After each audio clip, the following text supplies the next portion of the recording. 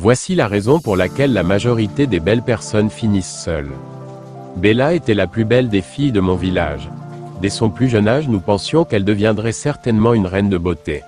Dès l'adolescence, Bella était la plus convoitée de toutes les filles du village. À 14 ans seulement, des gens venaient vers ses parents pour demander sa main. Malheureusement, la maman de Bella n'avait jamais accepté les demandes en mariage pour sa fille. La maman de Bella était la seule de notre village à avoir étudié en Angleterre. Elle répétait souvent que sa fille était trop belle pour les jeunes du village et que sa fille était réservée pour un bel Anglais. Plus tard, à l'université, Bella était toujours autant convoitée, mais par respect pour sa maman, elle refusait de fréquenter d'autres étudiants. Finalement, elle avait été dans des relations, mais elle répétait sans gêne qu'elle n'allait jamais épouser ces gens. Elle était juste en relation avec eux, pour s'amuser et profiter de sa jeunesse. Puis le grand jour, Bella eut son visa pour terminer ses études en Angleterre. Un an après son départ, on apprenait que Bella allait se marier avec un bel Anglais. Sa maman était fière et tout le village était content pour cette famille. Un an après son mariage, on nous informait que Bella était de retour au village. Elle venait de divorcer et avait décidé de rentrer au pays seulement 8 mois après son mariage. Bella racontait que son mari était un véritable monstre. Elle n'avait pas pu terminer ses études, car elle avait obligation de payer la moitié des charges dans sa maison et pour cela devait trouver un petit boulot. Son mari était violent et elle était battue à la moindre occasion. À cause de sa couleur de peau, elle devait subir le racisme de sa belle famille. L'une des déclarations de Bella qui m'avait marqué, fut « Moi, la plus belle de mon village, j'étais traitée de guenon par la famille de mon mari, moi à qui les hommes de mon village pouvaient donner tous leurs biens, on me forçait désormais à payer les factures, moi qui étais la princesse dans mon pays j'étais frappée tous les jours. » Cette déclaration m'avait fait sourire, car en vérité je venais de réaliser que Bella n'avait pas compris un grand secret de la vie. Retiens bien cette phrase, la vie ne te donnera jamais ce que tu as insulté, méprisé ou critiqué. J'ai bien dit, jamais. Bella avait passé sa vie à mépriser tous les hommes qui voulaient d'elle car elle avait un objectif, un Anglais. Elle n'avait aucune considération pour l'amour, le respect et la considération que des hommes lui accordaient. Je constate malheureusement que beaucoup de jeunes n'ont pas encore compris cette réalité. Écoute. Il est strictement impossible que l'énergie négative que tu as posée sur une action ou un individu se transforme en énergie positive. C'est juste impossible. Faisons ce petit test ensemble. Observe ton partenaire ou ta partenaire actuelle. Je suis sûr que ton partenaire actuel a des qualités que tu aurais voulu voir chez ton ex.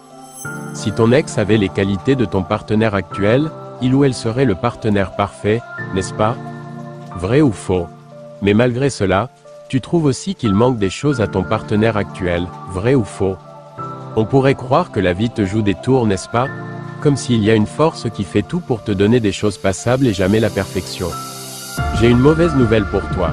Tu es entièrement responsable de cette situation. Ça fait mal, mais je dois te dire la vérité. Ce qu'il te manque aujourd'hui n'est que le résultat de ce que tu as critiqué, méprisé ou repoussé dans le passé. Chacune des choses qu'il te manque aujourd'hui t'a été offerte dans le passé mais sous une forme que tu n'aimais pas. Tu avais donc rejeté cela, ne sachant pas que tu venais de créer une énergie négative qui allait te priver de cette chose dans l'avenir. L'une des raisons pour lesquelles les gens sont pauvres, c'est justement à cause de cette loi spirituelle.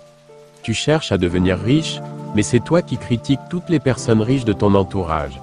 Tous les riches sont des voleurs ou des vendeurs de drogue à tes yeux.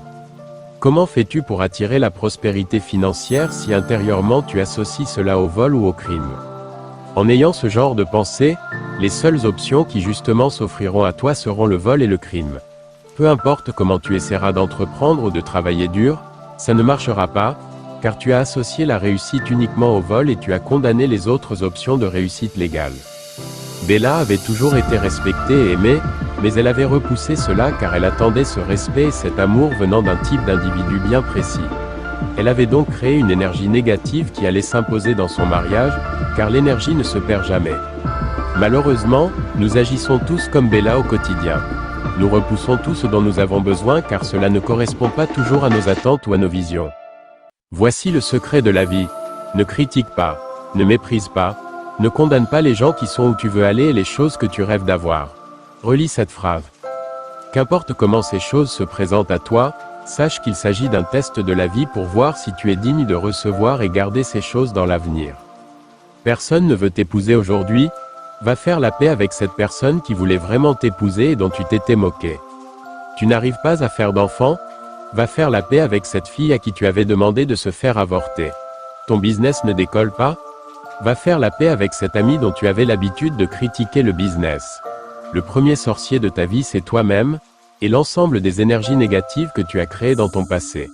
Si la vidéo vous a été utile, n'hésitez pas à nous le faire savoir dans les commentaires. Abonnez-vous et lâchez-nous un pouce pour nous soutenir.